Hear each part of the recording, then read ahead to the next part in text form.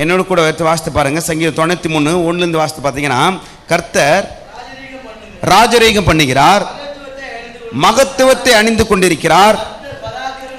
கர்த்தர் பராக்கிரமத்தை அணிந்து அவர் அதை கட்சியாக கட்டி கொண்டிருக்கிறார். ஆதலால் பூச்சக்கரம் அசையாதபடிக்கு அது நிலை பெற்று இருக்கிறது. திபிராம சொல்றீங்க. நாம அன்னைக்கு சொன்ன மாதிரி நீங்க நிலால இருந்து பூமி பார்த்தீங்கன்னா, பூமியிலிருந்து நிலாவை பார்த்தீங்கன்னா பூமி வட்டமா இருக்கிறது போல நாம் நிலாவிலிருந்து பூமி பார்த்தாலும் பூமியை வட்டமா தான் இருக்கிறது.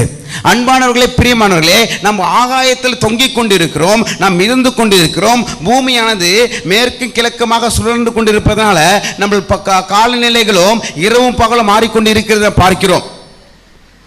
அவைகளை அந்த சந்திரன் சூரியன் ஒரு ஈர்ப்பு விசையில் ஆண்டவர் வச்சிருக்காரு, மற்ற கோள்களை ஈர்ப்பு விசையோடு வச்சிருக்காரு. சூரியன் சுத்தி வருகிறது பார்க்கிறோம். இதுதான் சூரிய குடும்பம் என்று சொல்லப்பட்டிருக்கிறது. வேதம் சொல்கிறது, அவைகள் பூச்சக்கரம் அசையாதபடிக்கு அவைகளை கர்த்தர் நிலைத்து வைத்திருக்கிறார். ஆண்டவர் மாத்திரம் அவருடைய விக்கல்னு வச்சுங்களேன். இந்த வானத்தில் எத்தனையோ எரிக்கற்கள் விண்கற்கள் நிறைய சுற்றி கொண்டிருக்கிறது. அவைகளை மோதும் பொழுது அநேக பேர் நம்ம பாதுகாப்பு இல்லாமல் போயிடுவோம். அவருடைய கிருபையினாலேயே இந்த பூமியில வாழும்படியாக கர்த்தர் நம்மளை வைத்திருக்கிறார். எத்தனையோ பொல்லாங்க காரியங்கள் நம்ம விலைக்கு பாதுகாத்து கொண்டு இருக்கிறார். இதுதான் உண்மை, இதுதான் சத்தியம். எதிராம சொல்றீங்க.